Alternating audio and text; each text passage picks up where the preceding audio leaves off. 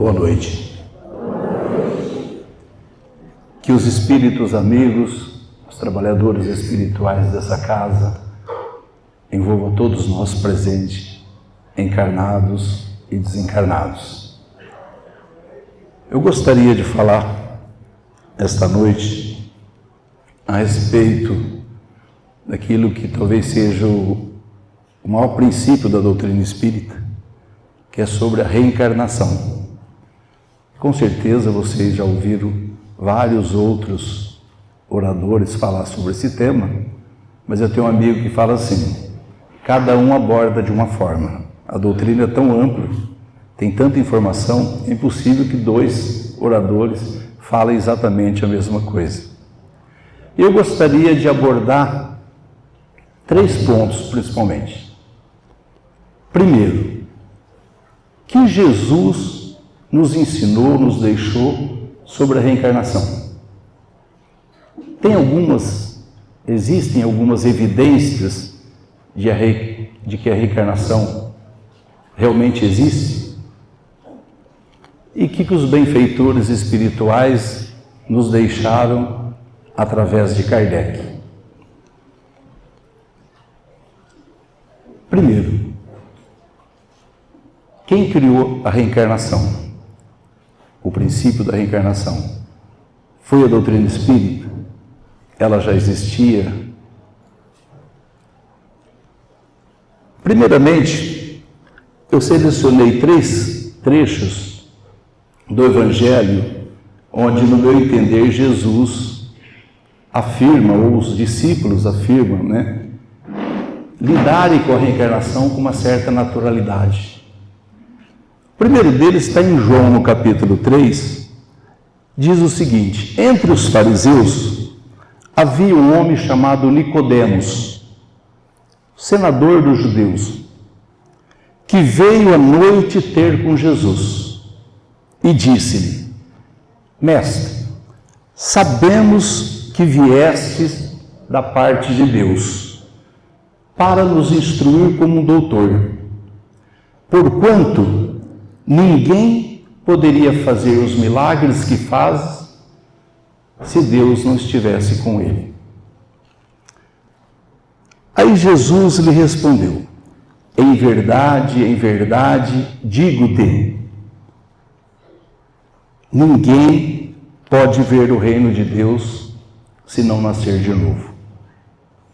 Aí Nicodemos pergunta: como pode nascer um homem já velho?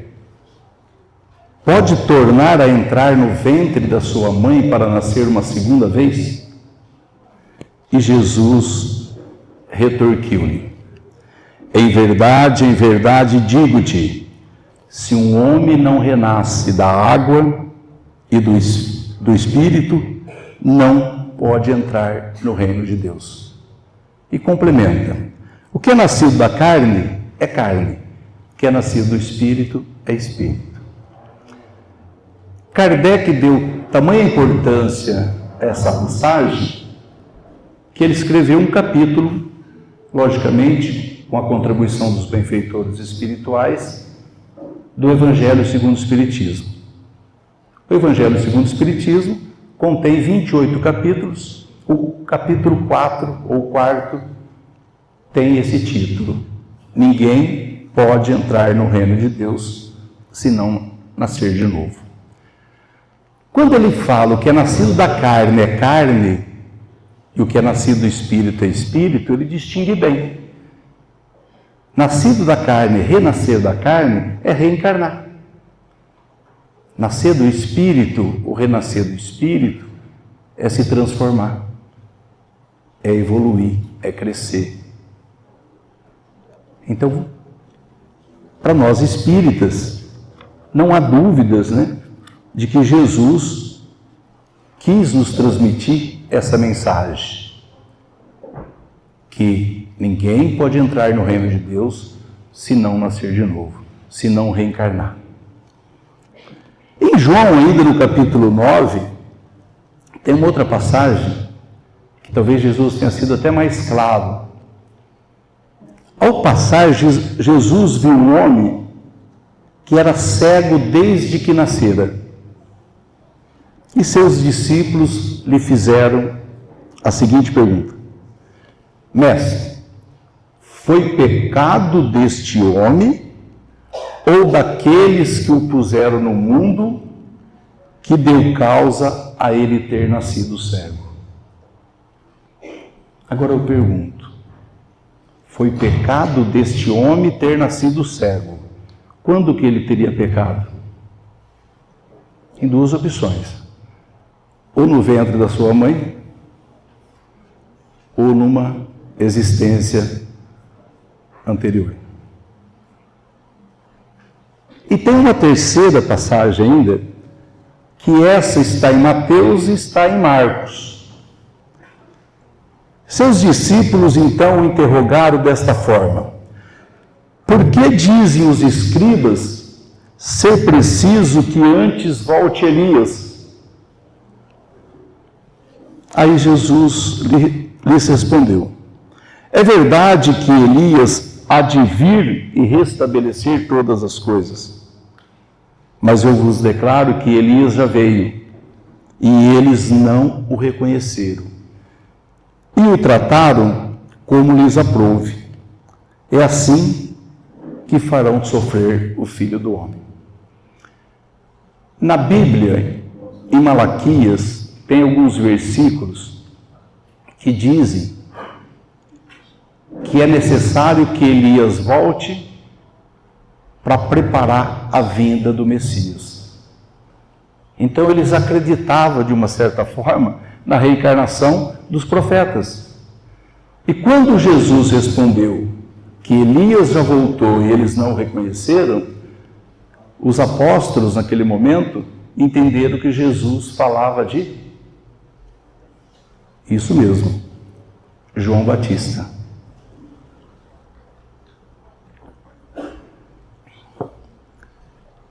Então, entre os judeus, a ideia de que os profetas poderiam voltar a reencarnar era comum. Não era nenhuma novidade, não foi nem Jesus em si que trouxe essa informação para eles, esse conhecimento para eles. Ele já acreditava, né? Já acreditava nisso. No início eu perguntei quem criou o dogma, o princípio da reencarnação, se foi a doutrina espírita. Só para vocês terem uma ideia, uma das religiões da Índia é o hinduísmo, criado mais ou menos há uns 5.000 anos, mais ou menos uns 3.000 anos antes de Jesus. E eles já são reencarnacionistas. O budismo, criado aí mais ou menos 500 anos antes de Jesus, também são reencarnacionistas. Portanto, não foi a doutrina espírita que criou o princípio da reencarnação. Ele já existia, tá? Alguns povos, algumas crenças já cultivavam, né, essa ideia. A doutrina espírita, ela não criou nenhuma moral nova. Ela é uma doutrina esclarecedora, consoladora. Ela veio esclarecer e complementar os ensinamentos de Jesus. A doutrina espírita procura pregar o cristianismo na sua forma mais pura, sua forma mais original, sem alegorias, sem distorções, enfim, do jeito que Jesus quis nos passar. A gente sempre fala o seguinte, olha, tomando as religiões cristãs, o que mais diferencia uma da outra é a ideia do que acontece no pós-morte. Cada um acredita que vai acontecer uma coisa. Mas a doutrina espírita, ela acha que muito mais do que isso. De forma alguma, menosprezando qualquer outra crença. Mas ela vem passar para nós, através dos benfeitores espirituais, a verdadeira mensagem do Cristo. Quando nós pegamos uma parábola, por exemplo, e nós, na visão espírita, nós temos a ideia que Jesus quis nos passar através daquela história né, naquela parábola.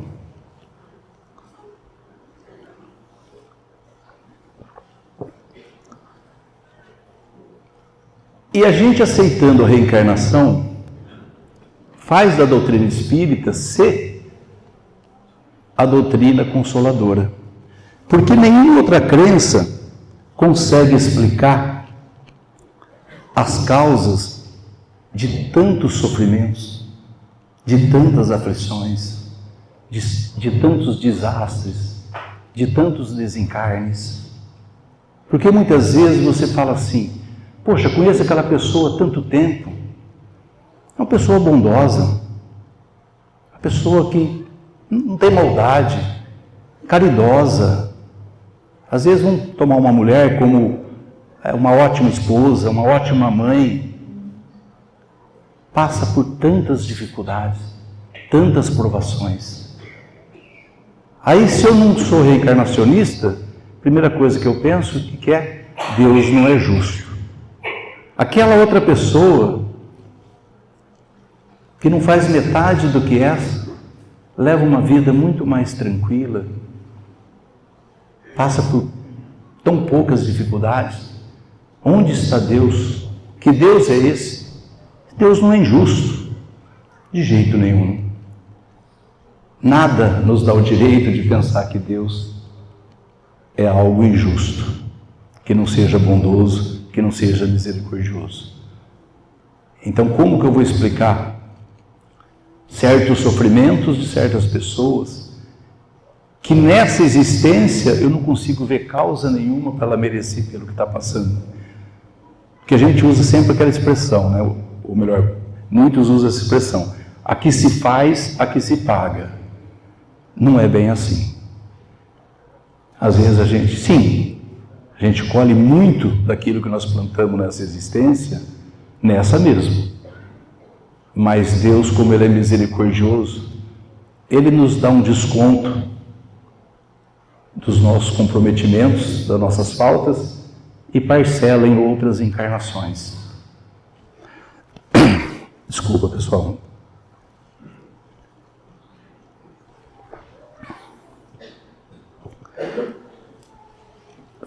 Citando, né, comparando duas pessoas, uma bondosa nessa existência que passa por provas duras e a outra nem tão bondosa assim e que leva uma vida com muito mais harmonia, muito mais tranquila. Algumas evidências que nos faz crer na existência da reencarnação. Como explicar uma criança que encarna, que nasce em berço de ouro, cercada de todo o privilégio, toda a proteção, enquanto que a outra nasce lá numa favela, materialmente falando, desamparada, sem nenhum privilégio, sem nenhuma regalia, repleto de dificuldades? Que Deus é esse que permite que seus filhos, ao nascer,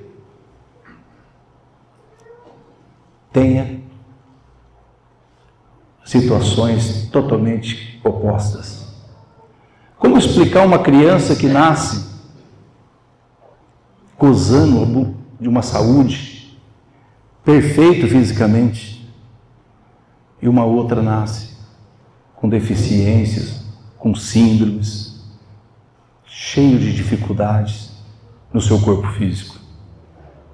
Mas que Deus é esse? Um dia discutindo assim, conversando com um amigo, que ele não é espírita, e ele me disse que ele tinha uma certa afinidade pela doutrina espírita. Talvez seja uma curiosidade, né? Muitos falam afinidade, mas a verdade, muitas vezes, trata de curiosidade. E quando eu toquei no assunto da reencarnação, eu dei esse exemplo para ele. Primeiro eu perguntei se ele acreditava em Deus, eu sabia que acreditava, disse que sim. Para você Deus é justo? Sim. Bondoso, misericordioso? Aí deu o exemplo de duas crianças. Ele respondeu para mim: isso é da natureza, é igual uma árvore que nasce reta e uma árvore que nasce torta. É muito superficial. em falando de seres humanos. Nós não somos árvores simplesmente, não somos plantas. Então não traz uma resposta convincente para nós. Como explicar crianças dotadas de uma inteligência absurda, fazendo cálculos matemáticos, que às vezes o doutor na área não consegue fazer com tamanha rapidez? Criança que 3, 4 anos senta à frente de um piano e toca piano. Não dá para a gente aceitar uma outra questão que não seja que ela já traz isso de outras encarnações. Porque quem é inteligente é o nosso espírito. O nosso cérebro é uma máquina. Logicamente, ele tem que ser preparado para receber aquele espírito. Todo o conhecimento nosso, toda a nossa inteligência, ela vai se acumulando. Logicamente, um dos motivos da gente reencarnar, passar pela vida material, é desenvolver a nossa inteligência. Senão, onde que faríamos isso? Como citei agora mesmo, como explicar que uma pessoa sofre mais que a outra? Se Deus o Pai é o mesmo, se é justo e bondoso. Como explicar os nossos obsessores, aqueles vingativos? Se vingar de quê, de quando, se não foi de vidas passadas? E quando a gente fala em obsessor, a primeira coisa que vem à cabeça é que nós fomos vítimas deles, né? Quando, na verdade, foi ao contrário. Se nós tivéssemos sido vítimas deles, por que estaria nos obsediando? Estaria querendo se vingar de quê? Então, aqueles irmãos a quem fizemos mal, muito mal, e não evoluíram a ponto de nos perdoar, eles persistem no sentimento de vingança. Passa séculos, às vezes, até que uma hora nos encontra. E a gente baixa a guarda, derrubamos nosso padrão vibracional, que é fácil isso acontecer, através da mágoa, da maledicência, do ódio. E aí, te encontrei. É agora que eu vou te perturbar. É agora que eu vou me vingar. Então, isso só pode ser de vidas pretéritas. Não tem como a gente ter arrumado tanto inimigo numa existência só. No capítulo 4 do Livro dos Espíritos, existem 55 perguntas e respostas a respeito do tema reencarnação. É lógico que nós não vamos falar sobre 55 perguntas e respostas, né? 54 tá bom demais, né? Já seria suficiente. A primeira pergunta é a 166. Kardec, que não era espírita, que ele foi codificador, né? Ele era protestante, de família protestante. Ele era intelectual, nós sabemos, conhecia de quase todas as áreas, era a pessoa mais preparada ali, foi preparado, né, para codificar a doutrina. Então ele elaborava as perguntas e os benfeitores respondiam. Ele pergunta assim: como pode a alma que não alcançou a perfeição durante a vida corpórea acabar de depurar-se? E os benfeitores respondem: sofrendo a prova de uma nova existência. Sofrendo a prova de uma nova existência. E na mesma pergunta, ele quer saber o seguinte: como realiza essa nova existência? Será pela sua transformação como espírito? Porque o capítulo 4 do Evangelho segundo o Espiritismo, ninguém pode entrar no reino de Deus se não nascer de novo. Algumas crenças entendem que é o renascer do espírito, né? Não o renascer do corpo físico. Tá? Aí os benfeitores respondem: depurando-se, a alma certamente experimenta uma transformação, mas para isso necessária lhe é a prova da vida corporal. Já nós vamos falar sobre isso. Por que nós temos que passar pela prova da vida corporal? Por que nós temos que passar pelas provas da vida material? E ele pergunta assim: qual a finalidade da reencarnação? Expiação, melhoramento progressivo da humanidade. Olha aí, por que nós reencarnamos? O que Jesus disse? Ninguém pode entrar no reino de Deus se não nascer de novo. Quer dizer, se eu não melhorar, reencarnar é a oportunidade de melhoramento. Sem dúvida, Deus nos criou para sermos felizes na eternidade. Entretanto, a vida terrestre tem que servir exclusivamente ao aperfeiçoamento moral. Olha, se todos nós entendêssemos isso, realmente pensássemos dessa forma, praticássemos, né, essa lei, a vida terrestre tem que servir exclusivamente de aperfeiçoamento moral. É por isso que nós estamos aqui, para a gente se aperfeiçoar, para a gente crescer, para a gente melhorar, reformar, se transformar. Que mais facilmente se adquire com o auxílio dos órgãos físicos e do mundo material. É comum nas casas espíritas, durante as palestras, vocês ouvirem as palavras provas e expiação, provas e expiação. O que são provas, o que é expiação? E não é só no meio espírita, né? Outras crenças também, no dia a dia, que prova difícil fulano está passando.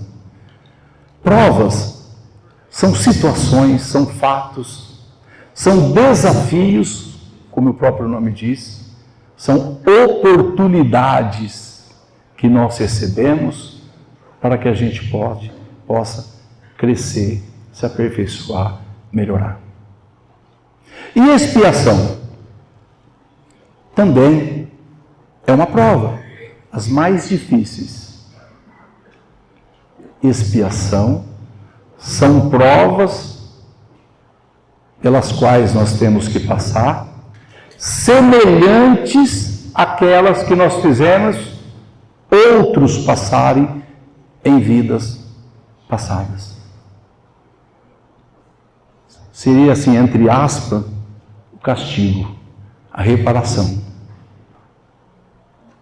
Deu para perceber? Toda expiação é uma prova. E bem difícil, das mais difíceis. Por exemplo, perda de ente querido. Tem prova mais difícil? Isso é uma expiação. Agora, por que nós temos que passar pela prova da vida corpórea e, logicamente, no mundo material, no mundo terrestre?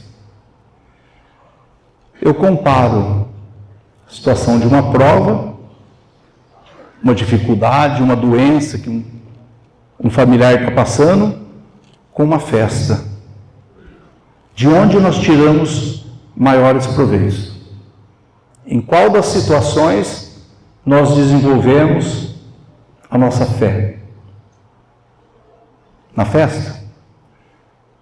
Que proveito nós tiramos da festa? Se tudo correr bem, a gula, vícios, maledicência, rodinha, esse grupo falando mal daquele, é natural. Agora, quando nós estamos passando por uma dificuldade na família, aí a gente se põe a orar. Aí a gente lembra de Deus. Aí a gente pede de joelhos. Algumas crenças fazem promessas. deu para entender a necessidade das provas. Se não passarmos por ela, a gente não vai crescer. Como que nós desenvolveríamos, passaríamos por alguma doença física, se não fosse através do corpo físico? Eu disse que algumas crianças nascem com certas deficiências, que são expiações, como a questão do cego que nasceu cego, daquele homem que havia nascido cego. As dores físicas, acho que ninguém tem dor física, né? Somente depois dos 50. Mas não fica triste não, depois dos 50. Se acordar sem dor, é porque desencarnou. Então você tem que falar, graças a Deus. Continuo vivo, continuo firme nessa vida. Como eu disse, perda de entes queridos é uma expiação que só posso passar no plano material. Como que eu vou aprender a me relacionar com determinadas pessoas, se não for no grupo familiar? Relação pais e filhos. Acho que ninguém aqui tem aquele familiar difícil. Não veio por acaso. E nem veio para ser rejeitado, para ser desprezado. Ah não, ele é insuportável, deixa para lá. Ah, eu vou fazer uma festa em casa, mas não vou chamar não. Ixi, ele é muito vazia. Não veio para isso. Veio para que a gente aprenda a se relacionar com ele. Aquele chefe mala, nós temos que passar por isso. Como que a gente vai desenvolver a caridade se não for aqui no plano material? Passar pelas provas da riqueza e da pobreza. Ah, mas a riqueza também é uma prova? Das piores. Das piores. Porque a gente ali é testado o nosso orgulho e o nosso egoísmo. Como que nós vamos desenvolver nossa inteligência se não for mediante problemas que surgem em nossas vidas? Não vai ser no plano espiritual, vai ser aqui no plano material.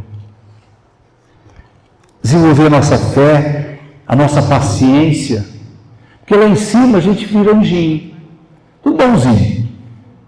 Quem assistiu o nosso Lar 2, o Mensageiro, tem uma passagem ali, 3 espíritos se preparando para reencarnar. E está ali, mediante o mensageiro. Nossa, 3 santidades, nem precisava reencarnar. Dá a impressão até que os missionários são eles. Aí eles se reencarnam. Eles assumem compromisso. Aí chega aqui, sabe o que acontece? Quem assistiu sabe, quem não assistiu, assista que vai ficar sabendo. Eu vou antecipar. Um apenas cumpre, os outros 2 não. Como é que nós vamos combater nosso orgulho, nosso egoísmo, as 2 maiores chagas da humanidade? Na pergunta 785 do Livro dos Espíritos, Kardec pergunta: qual o maior obstáculo para o crescimento do homem? A resposta é o orgulho, esse sentimento de superioridade, e o egoísmo. Penso só em mim. Se não for aqui, na vida terrestre. Acho que eu dei alguns exemplos que dá para entender a necessidade da gente reencarnar, da gente passar pelas provas da vida material. E um detalhe, a maior parte das provas pelas quais iremos passar, até mesmo as expiações, foram escolhidas por nós no plano reencarnatório. Então não nos cabe reclamar. Porque se reclamar, se ficar lamentando, também não tem valor nenhum. Nós temos que passar por resignação. Com resignação. A gente fala, espírito é esquisito, ele sofre, ainda agradece a Deus.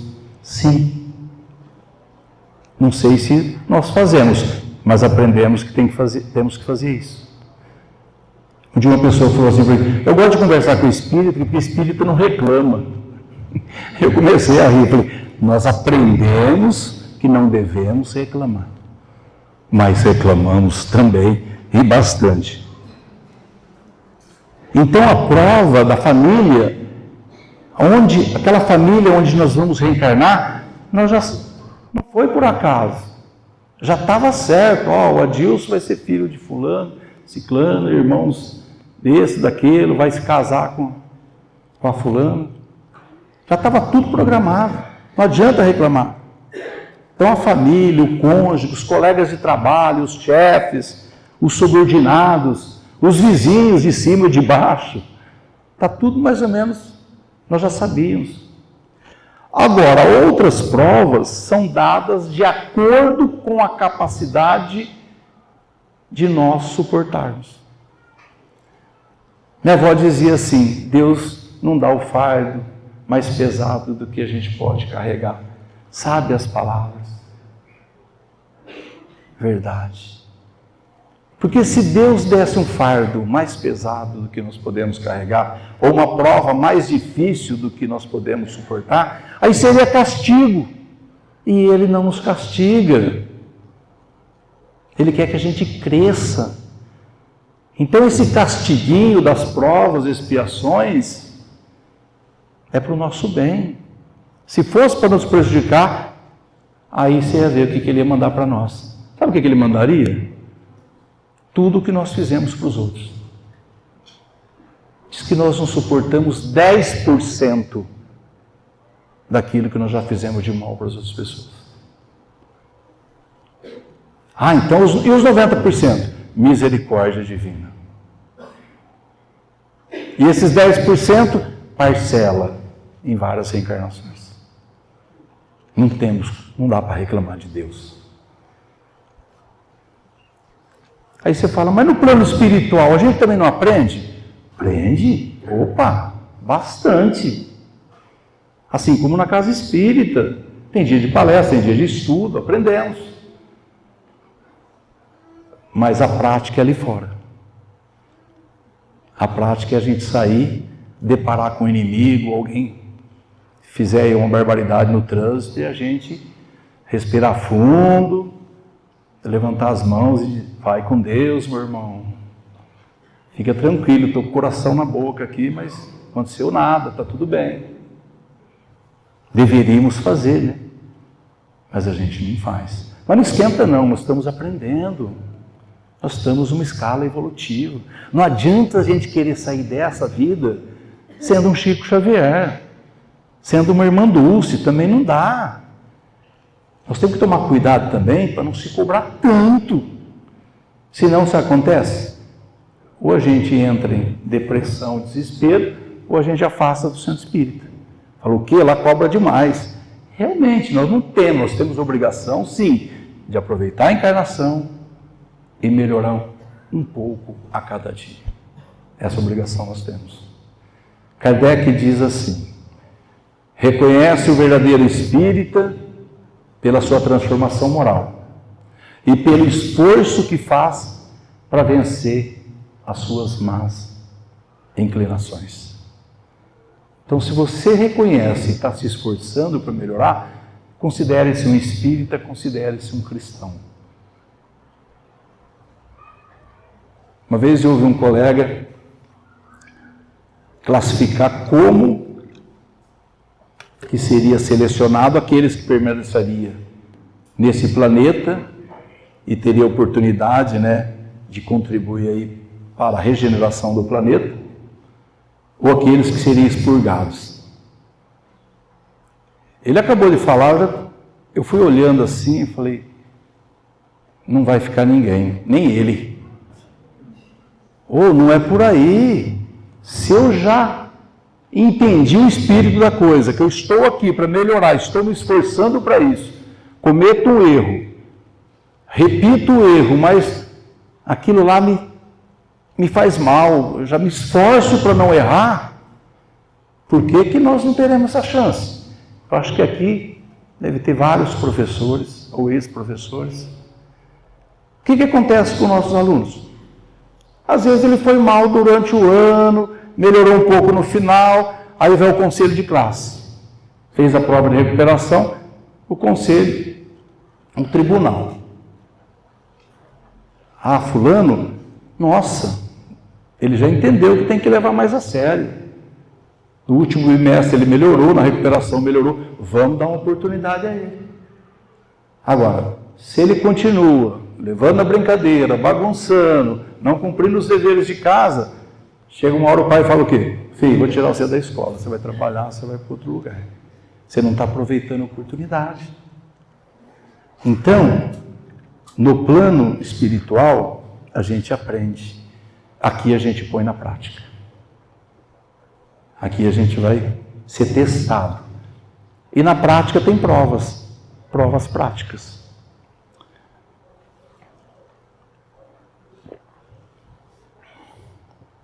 Aí você deve estar pensando assim, mas será que eu tenho que passar por todas as provas pelas quais eu assumi e aquelas também que nem eu tinha assumido, mas que foram colocadas em meu caminho?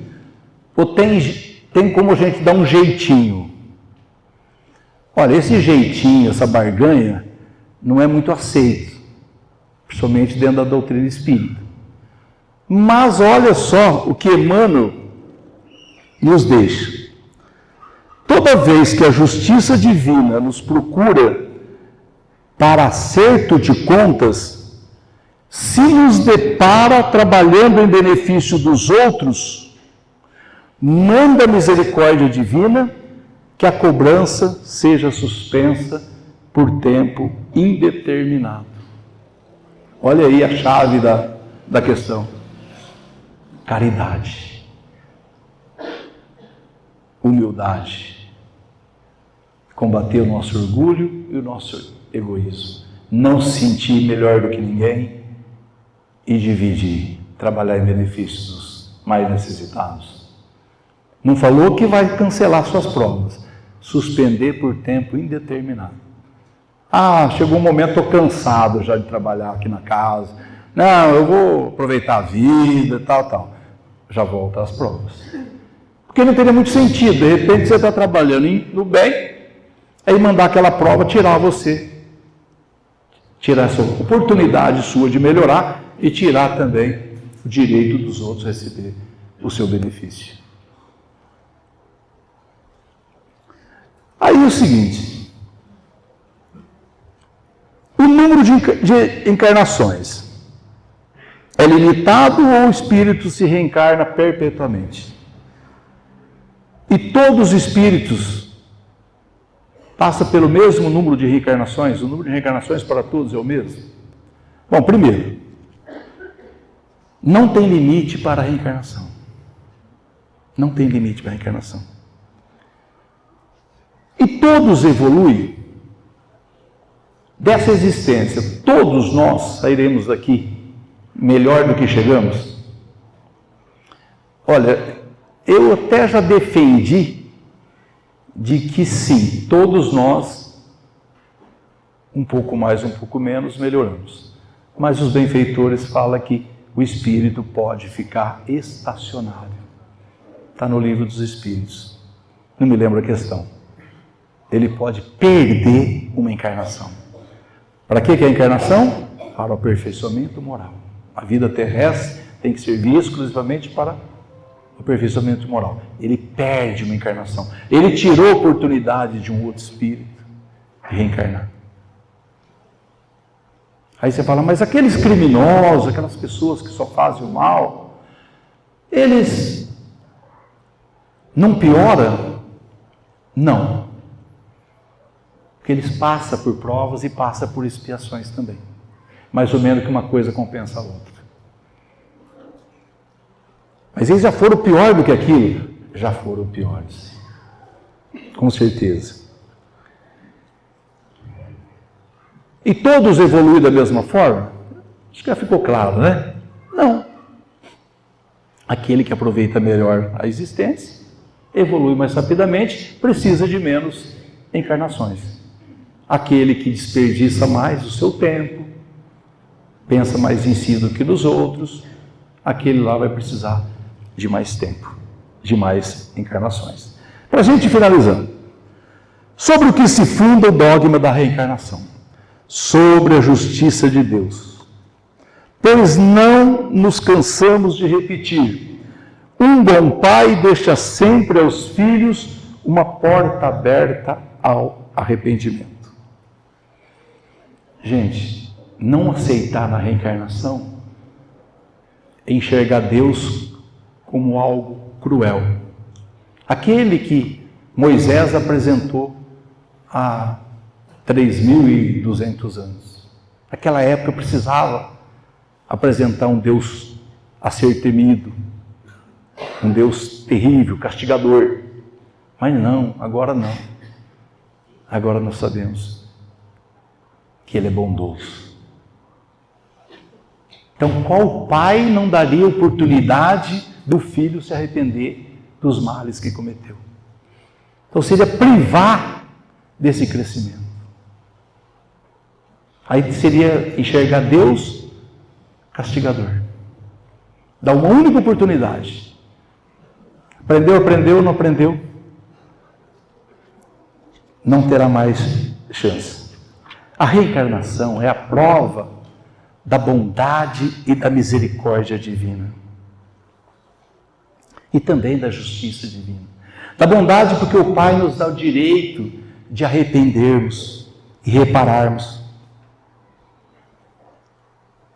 E da justiça, porque todos teremos que reparar nossas faltas, sem privilégios algum, dando sim oportunidade de crescer. Com todo respeito a todas as crenças, mas a doutrina espírita, ela não aceita a ideia de céu e inferno. Principalmente a ideia de um espaço físico no espaço, né? No espaço sideral. Ah, se você foi bom, você vai para o céu. Se foi mal, você vai para o inferno. Aí a gente para e fala, pera lá, mas eu não me julgo tão bom para ir para esse céu que foi idealizado e também nem tão mal para ir para o inferno. Então vai para o purgatório. Faz um estágio lá. Se você se arrepender, vai para o céu. Se não, vai para o inferno. Eu quero ver quem que não vai se arrepender. É tão fácil, é só se arrepender. Não precisa reparar, não precisa sentir um pouquinho da dor que eu fiz o outro sentir. É muito cômodo.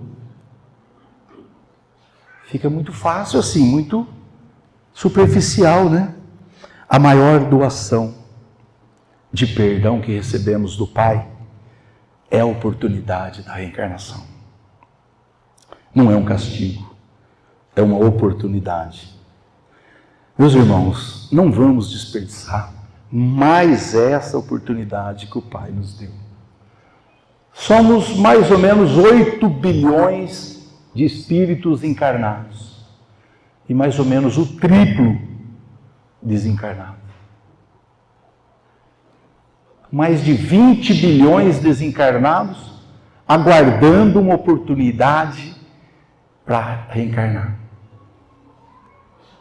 E aí os pais resolvem adotar bebê reborn. Adota para brincar com o seu filho. Não tem problema. Mas não dá para substituir. Nós temos uma missão aqui também. Quando entendermos que não é um dia a mais, mas sim um dia a menos que nós temos para viver, nós vamos começar a valorizar mais tudo aquilo que realmente importa. É comum a gente agradecer. Mais um dia. Não, menos um dia.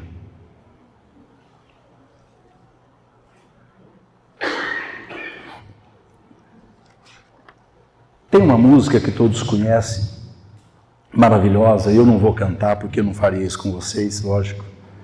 Vou apenas ler um trecho. Uma música do Titãs, se chama Epitáfio, que ela pode ser uma lamentação por não ter feito e não dar mais tempo de fazer. Fala assim, um trecho só.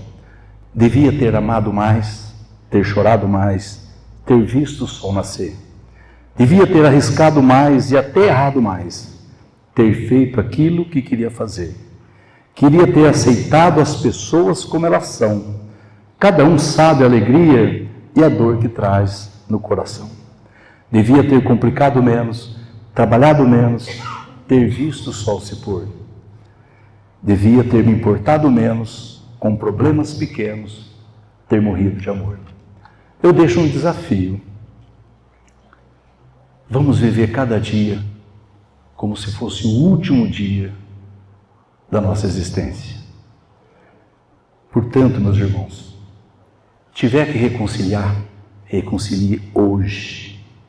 Tiver que pedir perdão, peça hoje. Tiver que perdoar, perdoe hoje. Se perdoe também. Diga que ama hoje. Vamos praticar mais a empatia, exercitar a caridade, exercitar a nossa humildade. E para a gente encerrar, só uma frase de uma música do Renato Russo, a Legião Urbana, chama Pais e Filhos, e ele diz assim: é preciso amar as pessoas como se não houvesse o amanhã. E ninguém nos garante que o amanhã vai existir para cada um de nós. Que a paz do nosso Mestre Jesus continue nos envolvendo hoje e sempre.